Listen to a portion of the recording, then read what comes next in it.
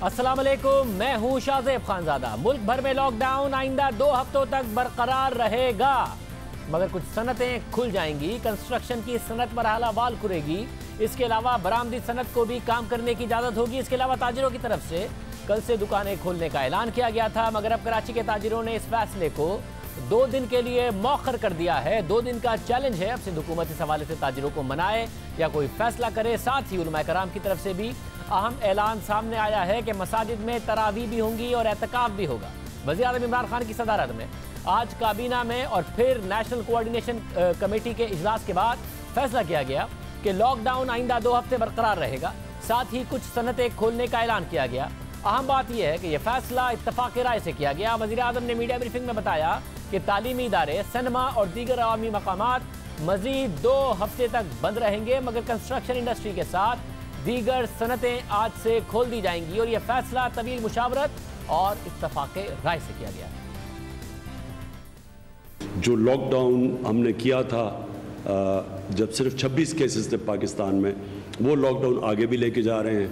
मसलन school, colleges, जिधर gatherings हैं, जिस तरह स्पोर्ट्स मैचेस हैं, और कोई भी जिधर पब्लिक सिनेमाज, जिधर पब्लिक जमा हो सके, वो तो लॉकडाउन रहेगा अगले 2 हफ्ते भी। हमने ये फैसला किया कि शहरों के अंदर हम कंस्ट्रक्शन और कई और इंडस्ट्री को खोल देंगे आज से। सारे सूबों के चीफ मिनिस्टर्स के साथ भी मुशावरत हुई है।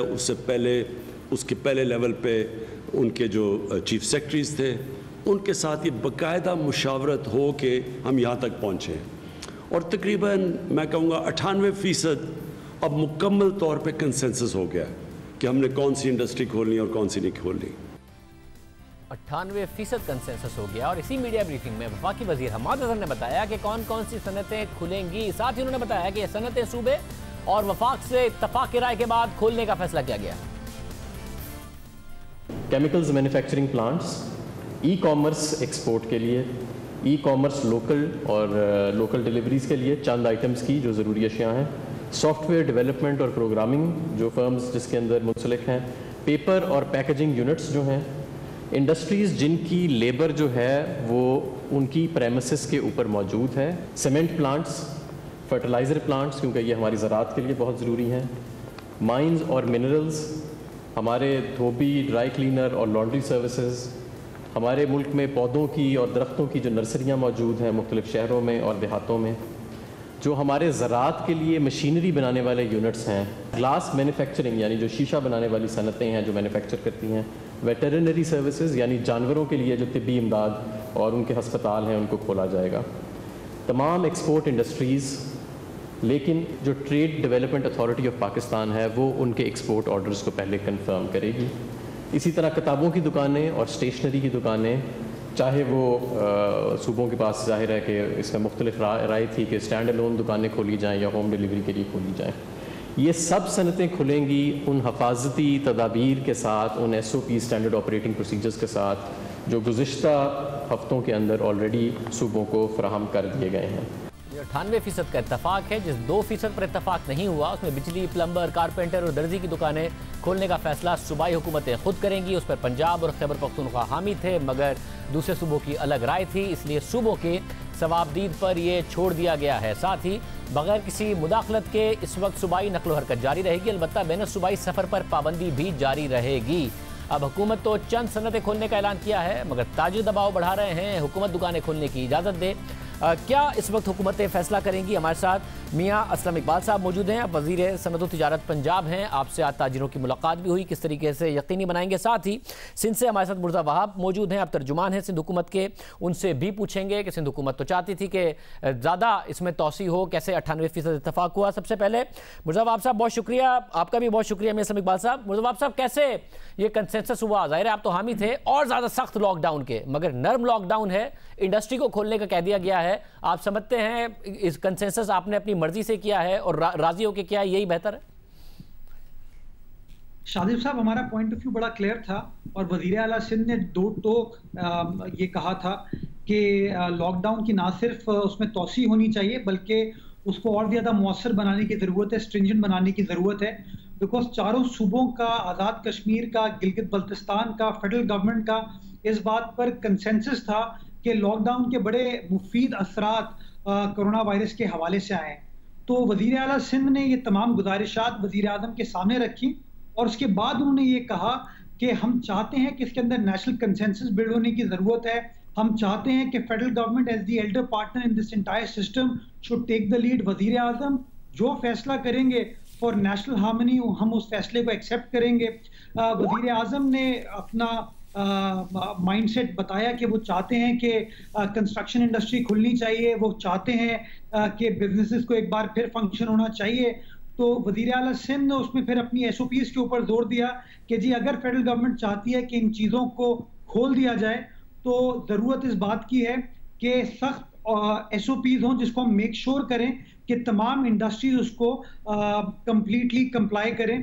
तो हमने इस सिलसिले में अपनी SOPs तैयार कर ली और अब से कुछ देर में वो SOPs इशू कर दी जाएंगी। तो यानी कि मुर्तज़ा साहब, क्योंकि वज़ीर आज़म ने आज ये भी कहा मीडिया ब्रीफिंग में कि अगर सूबे चाहें तो अपने फैसले कर सकते हैं खुद, ये कंसेंसस से हुआ है मगर सूबे आज़ाद हैं अपने फैसले करने के लिए।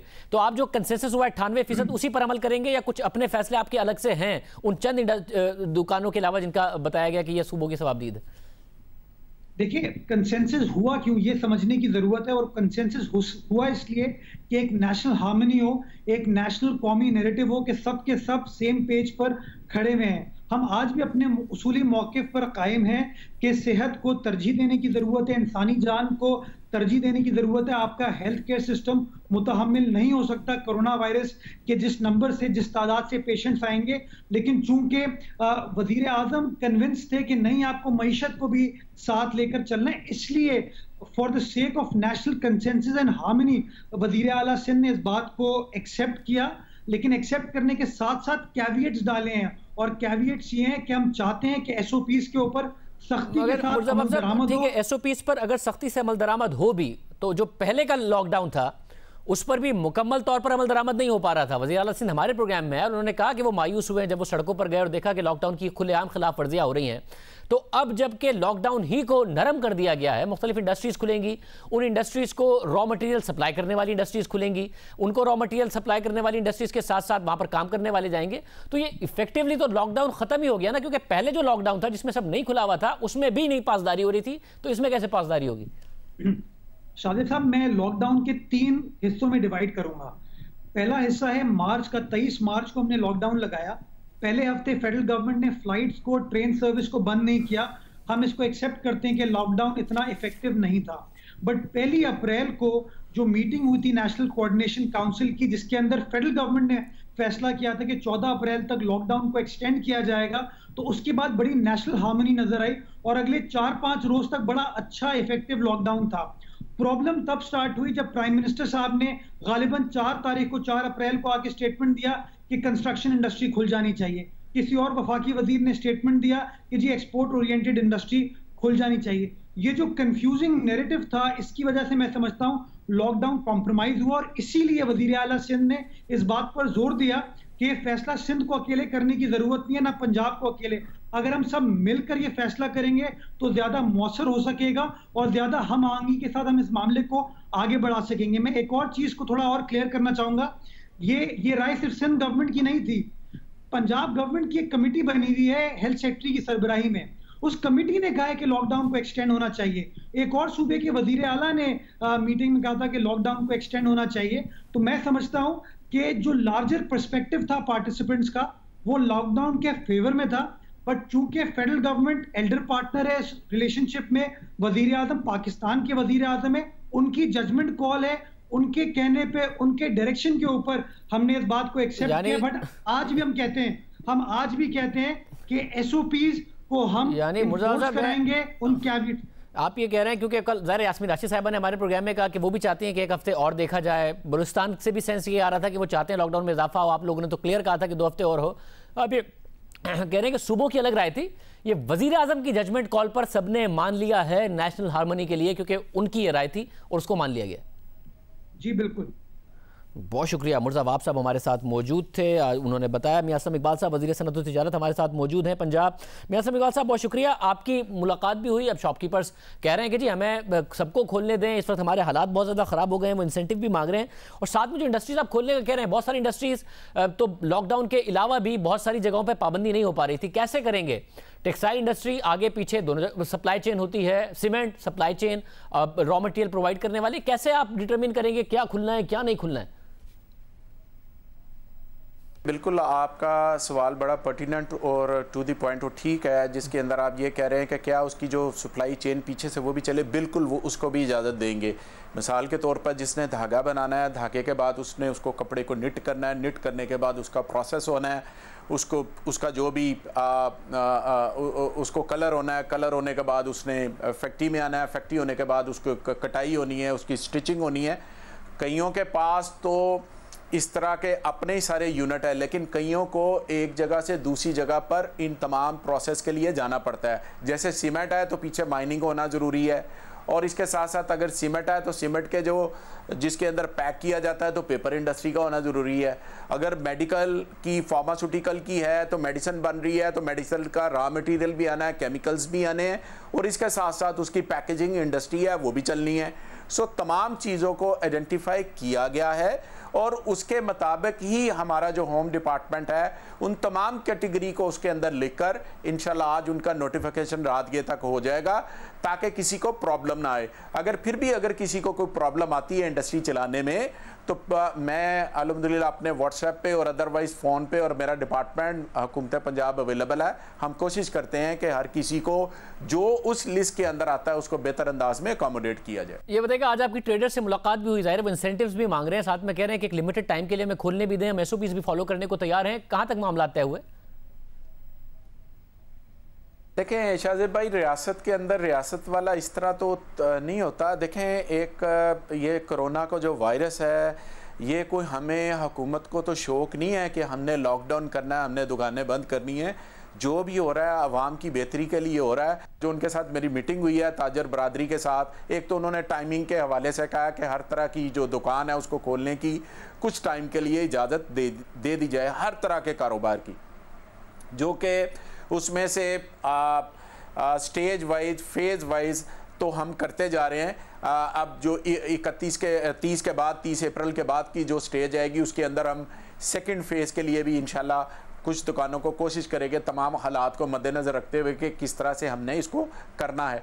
अब उनके जो मुतालबात है उसमें नंबर 1 ये है कि छोटे ताजरों को 1 लाख रुपया जिनके कमर्शियल मीटर है उनको आप जारी कर दें, फेडरल गवर्नमेंट को भी कहें, प्रोविंशियल गवर्नमेंट को भी कहें, और मैक्सिमम उनको पैसे दे दें। दूसरा उन्होंने कहा कि 5 लाख रुपए तक का जो कर्जा है वो उन्हें इंटरेस्ट फ्री जो है वो फौरी तौर पर दे दे। तीसरी उन्होंने बात की है कि 50 लाख रुपए का जो कर्जा है वो मिनिमम ऑपरेशनल कॉस्ट के ऊपर जो है वो हमें दे दिया जाए। देखें, ख्वाहिश तो मेरी भी है कि मैं ये सारा कुछ कर दूं, लेकिन मैंने अपने वसाइल को देखना है। अभी जो हमारा डेवलपमेंट बजट है उसको हमने कट लगा के मैक्सिमम पैसे हमने हेल्थ के अंदर इन्वेस्ट किए हैं। हेल्थ के हवाले से मगर मैं सब ये आप कैसे यकीनी बनाएंगे कि एक इंडस्ट्री है उसमें कुछ इंडस्ट्रीज चल रही हैं, कुछ नहीं चल रही हैं, और जो चल रही हैं उनके पास एक्सपोर्ट के ऑर्डर मौजूद हैं और अप्रूवल मौजूद है, जा के चेक हुआ करेगा। एक मार्केट में दर्जी की दुकान तो खुली है, दूसरी बंद है, सीमेंट की दुकान खुली है, दूसरी बंद है, फर्टिलाइजर की खुली है, दूसरी। ये किस तरीके से यकीनी बनाएंगे? आप समझते हैं कि पहले ही लॉकडाउन में इतनी प्रॉब्लम थी, अब लोग मानेंगे और इस तरीके से दुकानें खुली होंगी? देखें, हमने अभी लो रिस्क जो भी इंडस्ट्री थी उसको खोलने की कोशिश की है। कुछ दुकानें ऐसी हैं, जैसे ऐसे मैं मिसाल आपको दे रहा हूँ, हजाम की दुकान है वो नहीं खोली जा सकती। आप खुद समझते हैं कि वो हाई रिस्क दुकान है, उसको कैसे खोला जा सकता है, मुमकिन नहीं है। इसी तरह कुछ और कारोबारी हैं, जैसे बिडन रोड हमारा है, जैसे हमारा हाल रोड है, हमारा हफीज़ सेंटर है, हफीज़ ट्रेड सेंटर है, जहाँ पर कंप्यूटर का कारोबार होता है। वहाँ पर हज़ारों लोग रोज़ाना आते जाते हैं, उनकी मूवमेंट होती है। सो हम जो लो रिस्क कैटेगरी के बिजनेस हैं उनको तो हम इजाज़त दे रहे हैं, खोल रहे हैं साइड बाय साइड, और जैसे जैसे हालात बेहतरी की तरफ जाएंगे इंशाल्लाह ताला इनको ऑब्वियसली जब तक कारोबार नहीं चलेगा, गवर्नमेंट के पास रेवेन्यू नहीं आएगा, डेवलपमेंट नहीं होगी, प्रोजेक्ट नहीं होंगे। बहुत शुक्रिया। मैं सम इकबाल साहब हमारे साथ मौजूद थे। आज एक और अहम डेवलपमेंट हो गई है। उलमाए कराम ने मसाजिद के हवाले से फैसला कर लिया है कि मसाजिद पर लॉकडाउन का इतलाक अब नहीं होगा। हालांकि वफाकी वजीर नूरुल हक कादरी ने कहा था कि रमज़ान की इबादत के हवाले से मुशावरत के बाद फैसला करेंगे। फिर आज वज़ीर आज़म इमरान खान ने भी कहा कि रमज़ान आने वाला है, मैंने फैसला किया है कि मुख्तलिफ मकतबा फ़िक्र के उलमा को बुलाकर मुशावरत करूँ कि कैसे मुमकिन है कि इबादत भी हो और कोरोना वायरस से भी बचे। अब रमज़ान आ रही है और सारे मुसलमानों को रमज़ान के अंदर एक ख़ास वक्त होता है इबादत का, ज़हन बना हुआ होता है, तरावियाँ भी पढ़नी है, मस्जिद में भी जाना है। तो अब मैंने ये फ़ैसला किया है कि मैं उलमा को, पाकिस्तान के मुख्तलिफ फ़िक़्ह के उलमा को मैं बुलाऊँगा, उनके साथ हम मुशावरत करेंगे कि हमने कैसे करना है कि हमारी इबादत भी हो और साथ साथ ये जो कोरोना का ये जो एक दुनिया पे अजाब आया हुआ है, इससे भी हम अपने लोगों को कैसे बचाएं। तो इसके ऊपर हम बाकायदा अगले दिनों में मुशावरत करेंगे और इंशाअल्लाह रमज़ान से पहले आप सबको बताएंगे कि कैसे हम ये दो बैलेंस कर सकते हैं। मगर वज़ीर आज़म की मुशावरत से पहले ही ऐलान कर दिया गया। मुफ्ती मुनीबुर रहमान ने आज मीडिया से बात करते हुए कहा कि आज से मसाजिद पर लॉकडाउन का इतलाक नहीं होगा, सोशल डिस्टेंसिंग का ख्याल रखा जाएगा, मगर नमाज जुमा भी होगी, तरावी भी होगी और एतकाफ भी होगा। आज से मसाजिद पर लॉकडाउन का इतलाक नहीं होगा और लॉकडाउन की इस्तिलाह इस्तेमाल नहीं होगी, मसाजिद फंक्शनल होंगी। हाँ, इस बात की हमने अहद किया है कि जो सोशल डिस्टेंस का तिब्बी मशवरा है उसको मेंटेन किया जाएगा और मस्जिद में 5 वक्ता नमाज, जुम्मतुल मुबारक, नमाज तरावीह, एतिकाफ, तमाम इबादत का सिलसिला जारी और सारी रहेगा।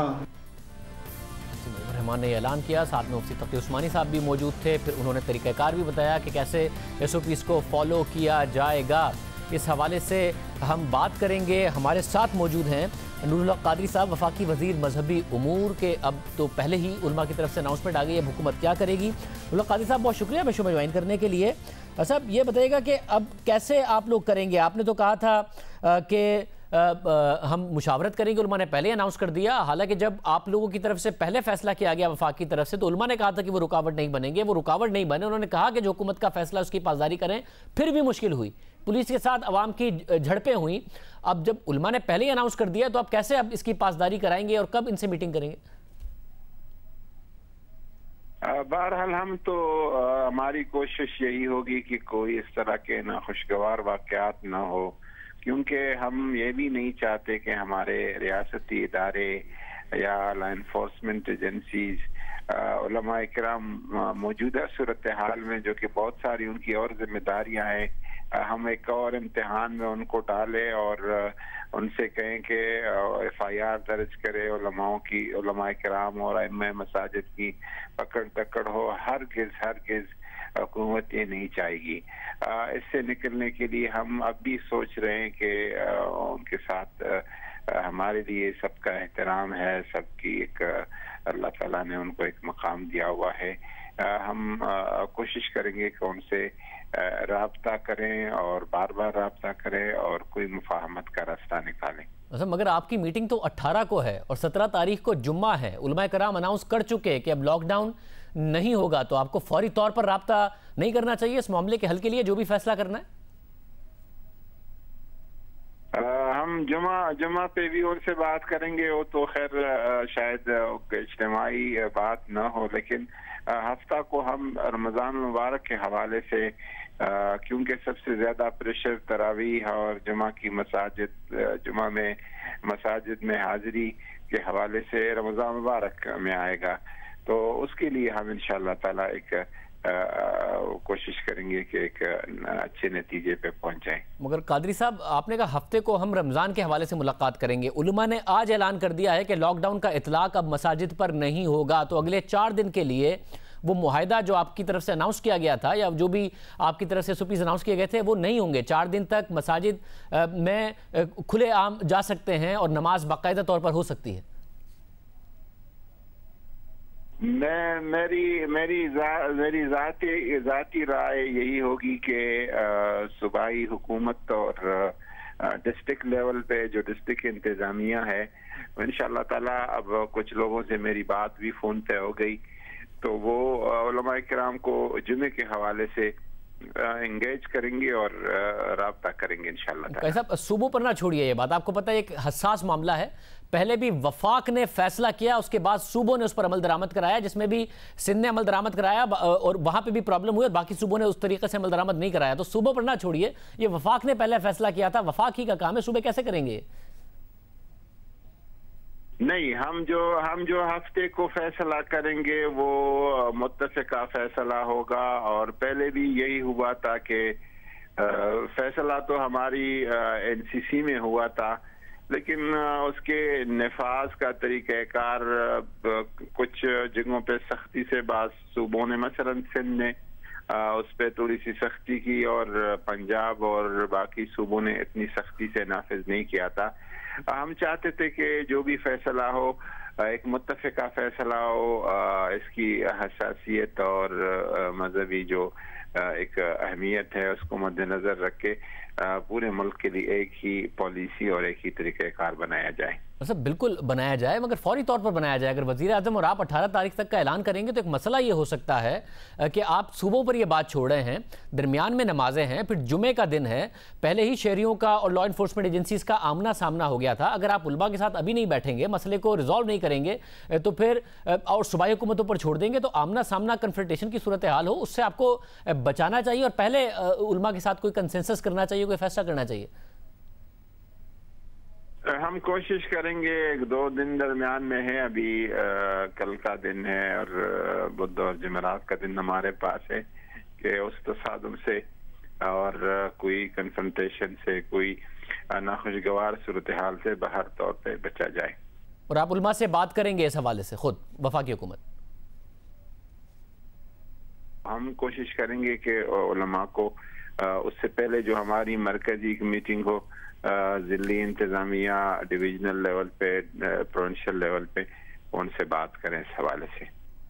बहुत शुक्रिया। हमारे साथ नूरुल्लाह कादरी साहब मौजूद थे, वो कह रहे हैं कि हम कोशिश करेंगे कि बात करें। उलमा की तरफ से आज मुफ्ती मुनीबुर रहमान साहब ने अनाउंस किया, एक एलामिया भी आया जिसमें मुतालबे का लफ्ज़ भी इस्तेमाल किया गया है, तो अभी उलमा की तरफ से फैसला है या मुतालबा है। हमारे साथ मुफ्ती तकी उस्मानी साहब मौजूद होंगे, एक ब्रेक के बाद हम उनसे तफसील से बात करेंगे क्योंकि वो भी प्रेस कॉन्फ्रेंस में मौजूद थे। उन्होंने लाएमल भी बताया कि कैसे इस सारे के सारे में सोशल डिस्टेंसिंग को भी यकीनी बनाना है जब नमाजें हो रही हों। तफसील से बात करेंगे ब्रेक के बाद।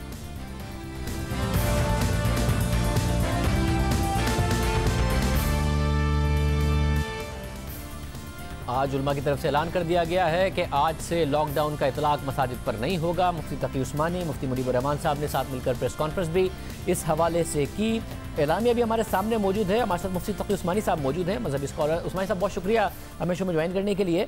मुफ्ती साहब, ज़ाहिर जो प्रेस कॉन्फ्रेंस थी उसमें तो साफ तौर पर कहा गया कि अब लॉकडाउन का आज से इतलाक नहीं होगा, मगर जो एलामिया है उसमें यह कहा गया है कि मंदरजा झेल तरीक़ाकार का मुतालबा करता है, फिर बाद में तरीक़ाकार बताया गया, सफाई और ये एहतियात क्या क्या बरतनी चाहिए। तो आज से जो लॉकडाउन के इतलाक का ना होना है, ये एक मुतालबा है या फिर आप लोगों की तरफ से फैसला है जो अनाउंस कर दिया गया? जी नहीं, ये मुतालबा है और असल में उस एलामिया को अगर आप पूरा पढ़ें तो उसमें दर हकीकत वबा की जो उमूमी सूरत हाल है उसके बारे में जो उलमा की राय है वो पेश की गई है कि भाई बाज़ लोग ये समझते हैं कि ये वबा नहीं है, ये महज गलतफहमी है, कोई साजिश है, तो उसकी तरदीद की गई है और उसके साथ जो एहतियाती तदाबीर हैं उनको पूरी तरह नाफिज करने की तलकीन की गई है। और इसी तरह ये कहा गया है कि जहाँ मसलन जिन लाजमी सर्विसेज के अंदर इजाज़त दी गई है वहाँ पर लोग पाबंदी नहीं कर रहे, एहतियाती तदाबीर इख्तियार नहीं कर रहे, बड़े बड़े मजमे हो रहे हैं, तो उसको भी रोकना चाहिए और उसके साथ उनको ताकीद करनी चाहिए कि वो एहतियाती तदाबीर के साथ फासले के साथ रहें, जमघटा न करें। और साथ ही ये कहा गया है कि जिस तरह की लाजमी सर्विस के लिए इजाज़त है तो इस तरह मसाजिद के लिए भी इजाज़त होनी चाहिए और उनके मसाजिद में लोग जाएं, लेकिन एहतियाती तदाबीर, पूरी एहतियाती तदाबीर के साथ जाएं, जिनकी एक तफसील भी उस एलामिया के अंदर मौजूद है कि ये फला फला एहतियाती तदाबीर इख्तियार की जाएं। फिर इसके ऊपर अमल दरामद के लिए एक 12 रुकनी कमेटी बनाई गई है ताकि वो उसको अमल दरामद कराने के लिए जो भी इक़दाम ज़रूरी होंगे तो वो कमेटी अंजाम देगी। जाहिर है उसमें हर किस्म का इक़दाम शामिल होगा। मतलब यानी कि अभी क्योंकि हुकूमत से ने 18 तारीख को आप लोगों से कहा है कि उलमाए से हम मिलेंगे और रमज़ान के हवाले से मामला तय किए जाएंगे, तो उससे पहले जो हुकूमत का एलामिया आया था उसमें उलमा की तरफ से कहा गया था कि हम रुकावट नहीं बनेंगे। आपकी तरफ से तो ये भी कहा गया कि जो हुकूमत ने कहा है इसी पर अवाम अमल दरामद करें। तो 18 तारीख यानी हफ्ते तक जो पुराना हुकूमत का फैसला था उसी पर अमल दरामद होगा। जुम्मे की नमाज पर भी उसी पर अमल दरामद होगा जो पुराना फैसला था कि शहरी घर पर ही नमाज अदा करें, ना कि मसाजिद में जाए। देखिए, यह हमारी जो कुछ हमने किया है ये तजावीज़ हैं, सिफारिशात हैं और उसके ऊपर अमल दरामद के लिए हमने एक कमेटी बनाई है। और ये जो अब वज़ीर-ए-आज़म की तरफ से ऐलान आया है कि उलमा का वो कोई इजलास बुलाएंगे तो और उसके अंदर इस बात को रखेंगे, पर मशवरा करेंगे, तो हमें उससे कोई इनकार नहीं है, वो ज़रूर करें और उसके अंदर हम अपनी ये बातें उनके खिदमत में पेश करेंगे। सब मुझे अवाम के पॉइंट ऑफ व्यू से भी बताइएगा, क्योंकि ज़ाहिर है आपकी राय में बहुत वजन है, अवाम आपको फॉलो करते हैं। आप ये कह रहे हैं कि जब तक नया एलामिया नहीं आता तो वो जो पुराना एलामिया था और जो पुराना हुकूमत का फैसला था उसी पर वो अमल करेंगे। देखिए, जो अभी तो जिस तरह चल रहा है वो चलेगा। सूरत हाल यह है कि अभी तक वो हुकूमत ने जो पाबंदियां लगाई थी उन पर पूरी तरह अमल हो नहीं रहा, बल्कि मसाजिद में अब भी इज्तिमात हो रहे हैं और गैर मुनज़्ज़म तरीके से हो रहे हैं। हम चाहते हैं कि वो मुनज़्ज़म तरीके से एहतियाती तदाबीर के साथ हों। अब भी मैं समझता हूँ 90% मसाजिद में 5 वक्ता जमातें हो रही हैं, उसमें काफ़ी मजमा हो रहा है, कई कई सफ़ें बन रही हैं और बावजूद है कि इमाम की तरफ से हमारी तरफ से ये ऐलान भी किया जाता रहा है। इमाम लाउड स्पीकर पर ऐलान करते हैं कि पाबंदी का लिहाज किया जाए, कोई इस्तेमाल लंबा ना किया जाए, उसके बावजूद लोग आते हैं तो उसकी वजह से कुछ मसाइल भी पैदा हो रहे हैं। तो इस वजह से ये ज़रूरत समझा गया कि उलमा मुत्तफ़क़ा तौर पर कोई अपनी राय दें और वो उसके ऊपर उसका मुतालबा करें। वो किया गया है, उसकी सारी तफसील कर दी गई है और वो मैं समझता हूँ एलामिया सेल्फ स्पीकिंग है, उसमें सब कुछ मौजूद है। अच्छा, मगर फिर आप अवाम से कह रहे हैं, क्योंकि ज़ाहिर है खिलाफ वर्जी अवाम की तरफ से की गई थी, कि पुराने मुआहदे की ही अवाम उस वक्त तक पासदारी करें जब तक कि आपके इस एलामिया के तहत नए मामला हुकूमत के साथ तय नहीं होते हैं। या मतलब ये कि पुराना मुआहदा जो है वो तो फिर हमारा गवर्नमेंट के साथ हुआ था ना। अब अगर गवर्नमेंट से जब आगे बात अगर चलेगी तो फिर उस वक्त हम ये कहेंगे कि ये अमल नहीं हो पाया इसके ऊपर और उसकी वजह से उसका दूसरी हिकमत अमली इख्तियार करनी चाहिए। शाहजेब साहब, मुआहदे की जो आपने बात की है, तो असल में मुआहदा तो उस दिन टूट गया था जिस दिन उन्होंने अइम्मा के खिलाफ FIR दर्ज की थी और गिरफ्तारियां हुई थी। अब भी कुछ गिरफ्तारियां हैं और भी FIRs हैं, जबकि मुआहदे में ये बात तय हुई थी कि लोगों को मस्जिद से आने से रोकने का काम ये अइम्मा का नहीं है। इमाम साहिबान से ऐलान कर सकते हैं, तलकीन कर सकते हैं कि लोग इसकी पाबंदी करें, लेकिन उनका काम ये नहीं है कि अगर कोई आए मस्जिद के अंदर तो उसको धक्के देकर बाहर निकालें। ये बात बार बार कही गई थी, खुद हुकूमत की तरफ से कही गई थी, हुकूमत के जिम्मेदारों की तरफ से एक मरतबा नहीं बार बार की अपनी दहानियाँ कराई गई। उसके बावजूद FIR कटी, उसके बावजूद गिरफ्तारियां हुई और अब तक ये सिलसिला जारी है। तो इस वजह से वो मुआहदे की तो बात खत्म हो गई इसकी तरह से अगर देखा जाए तो। अब तो लोग अपने जिसकी जो मर्जी आ रहा है वो कर रहा है। तो हम तो ये चाह रहे थे कि अब आगे जाकर एक ऐसा मुआहदा हो और ऐसा तरीक़ाकार वज़ा किया जाए कि जिससे कोई खराबियां भी पैदा ना हो और वबा के सिलसिले में कोई परेशानी भी लाहिक ना हो और साथ साथ काम मुनज़्ज़म हो जाए। और दूसरी बात यह है कि अभी तक वबा के सिलसिले में जितनी कोशिशें हो रही हैं वो सिर्फ मादी नौयत की हैं और हम ये समझते हैं कि वबा अल्लाह की तरफ से, अल्लाह ताला इसको ख़त्म कर सकता है। लिहाजा उसका एक अहम तकाजा ये है कि हमारी कौम नमाजों का एहतमाम करे, अगर एहतियाती तदाबीर के साथ करें, और रमज़ान का आ रहा है तो उसके अंदर भी वो अल्लाह ताला की तरफ मुतवज्जह हो, इस वजह से ये एलानिया जारी किया गया, ये बात है। मगर सऊदी अरब ने भी रमज़ान के हवाले से, तरावी और बाजमात नमाज के हवाले से साफ कहा है कि ज़ाहिर अल्लाह से रुजू करें, अल्लाह से माफ़ी मांगें, मगर बाजमात की इजाज़त नहीं होगी। तो वहाँ पर भी एलामिया पहले ही आ चुका है। देखिए, हमारा नुक्ता नज़र ज़रा मुझसे मुख्तलिफ है, दूसरे वहाँ के हालात मुख्तलिफ हैं, यहाँ के हालात मुख्तलिफ हैं, लिहाजा हम किसी और मुल्क की बात हम अपने यहाँ जो नहीं ले सकते। हमारे हालात मुख्तलिफ हैं, हमारा दायरा अमल मुख्तलिफ है, हमारी बहुत सी चीज़ों में इख्तलाफ है, इसलिए हमें इस पर, इन बातों के ऊपर यकीनन इसरार है और हम चाहेंगे कि इसका कोई मुनासिब हल निकाले। सब अक्सर बातों में तो सऊदी अरब को फॉलो ही करता आया है पाकिस्तान, और अगर सिर्फ कोरोना वायरस की बात की जाए तो पाकिस्तान के केसेस भी ज़्यादा हैं, अमवात भी सऊदी अरब से ज़्यादा, खुदा न खास्ता पाकिस्तान में भी ये फैल सकता है और हालत ख़राब हो सकती है।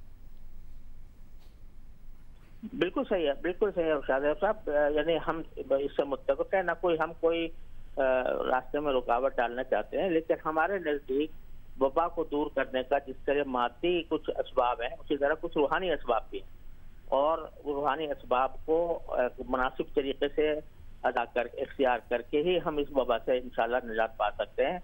अल्लाह ताला का फज़ल व करम है कि पाकिस्तान में दूसरे ममालिक के मुकाबले में वबा का फैलाव और उसके नताइज अल्हम्दुलिल्लाह अभी तक कम है, और अल्लाह की रहमत से उम्मीद है कि अगर हम अल्लाह ताला की तरफ रुजू करेंगे और बहसत कौम अल्लाह ताला के सामने हाथ फैलाएंगे तो इंशाल्लाह ये मज़ीद इसमें बेहतरी आएगी अल्लाह ने कहा।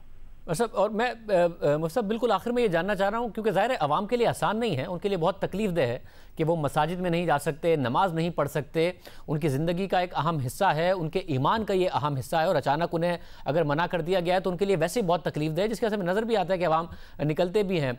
आपने मुख्तलिफ उलमा ने कहा कि जो हुकूमत ने कहा उस पर अमल करें, उसके बावजूद हमें नज़र आया कि अवाम निकले, वो पुलिस के साथ उनकी झड़पें भी होती नज़र आई।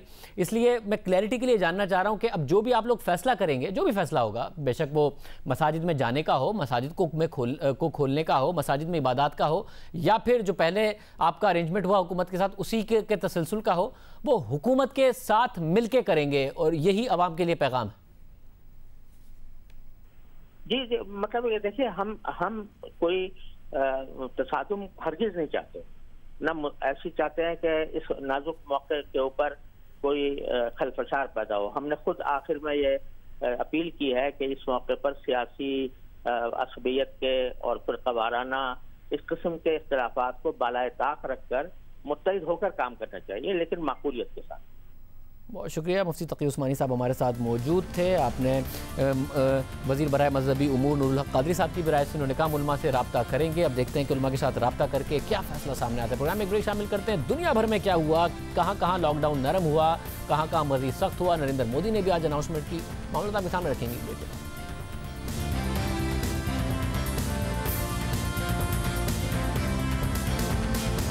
साथियों, सारे सुझावों को ध्यान में रखते हुए ये तय किया गया है कि भारत में लॉकडाउन को अब 3 मई तक और बढ़ाना पड़ेगा। 20 अप्रैल से कुछ जरूरी गतिविधियों की अनुमति छूटछाट दी जा सकती है, लेकिन याद रखिए ये अनुमति सशर्त होगी। बाहर निकलने के नियम बहुत सख्त होंगे। गुर्बत, बेरोजगारी, मईशत की हालत ख़राब, ये सारी बातें भारत के बारे में हो रही थी। उसके बावजूद नरेंद्र मोदी ने, वज़ीर आज़म मोदी ने ऐलान किया कि लॉकडाउन में मज़ीद इजाफा होगा, यानी टोटल लॉकडाउन अब 40 दिन का हो जाएगा। नरेंद्र मोदी के लॉकडाउन में तौसी के ऐलान से पहले ही भारत की 6 रियासतों ने लॉकडाउन में तौसी का फैसला कर लिया था, जबकि दीगर रियासतों ने भी तौसी की दरख्वास्त की थी। भारत में इस वक्त कोरोना के मरीजों की तादाद 10,500 से ज़ायद है। 358 अफराद हलाक हो चुके हैं। ये तादाद कोरोना से बुरी तरह मुतासिर होने वाले अमेरिका और यूरोपीय ममालिक के मुकाबले में बहुत कम है। इसके बावजूद लॉकडाउन में तौसी की गई है, क्योंकि माहिरीन ने खदशा जाहिर किया है कि कम तादाद में टेस्टिंग की वजह से सूरत हाल वाज़ेह नहीं है। दूसरी जानिब स्पेन, इटली और दीगर यूरोपीय ममालिक जहाँ कोरोना से लाखों अफराद मुतासिर हैं, हज़ारों अफराद मर चुके हैं, वहाँ अब लॉकडाउन में नरमी का आगाज़ कर दिया गया है। टेस्ट बहुत हुए और बहुत लंबे अरसे तक लॉकडाउन रहा। अब स्पेन, जहां कोरोना मरीजों की तादाद यूरोप में सबसे ज्यादा है, 1,72,000 से ज्यादा केसेस हैं, 18,000 से ज्यादा लोग मर चुके हैं।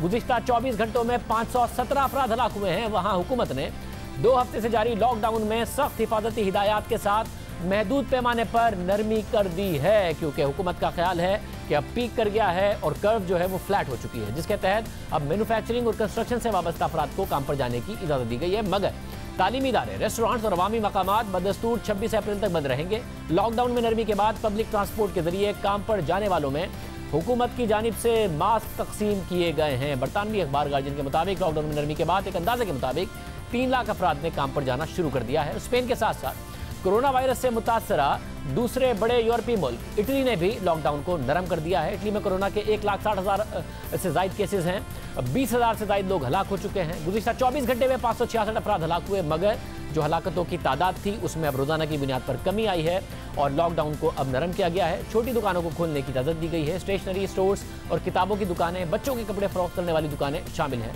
इटली में स्पेन की तरह फैक्ट्रीज को खोलने की इजाजत नहीं दी गई है। साथ ही फ्रांस में लॉकडाउन में मजीद इजाफा कर दिया गया है। डेनमार्क में छोटे बच्चों के स्कूल्स को खोलने की इजाजत दे दी गई है। जमहूरिया चेक और ऑस्ट्रिया में भी छोटी दुकानों को खोलने की इजाजत दे दी गई है। पाकिस्तान में अब लॉकडाउन को नरम किया गया है, इजाफा जरूर किया गया है, मगर इंडस्ट्री को खोलने की इजाजत है। कंस्ट्रक्शन सेक्टर को इजाजत दी गई है। IMF कह रहा है कि पाकिस्तान की मईशत मनफी ग्रोथ दिखा सकती है, बहुत ज़्यादा बेरोजगारी में आने वाले दिनों में इजाफा हो सकता है।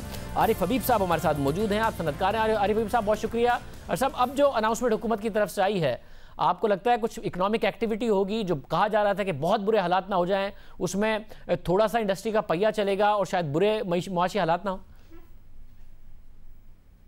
जी बिल्कुल, आई थिंक ये मुझे तो बड़ा सेंसिबल फैसला लगता है, क्योंकि मरहलावार जो है वो ओपनिंग करना जो है वो सेंसिबल है।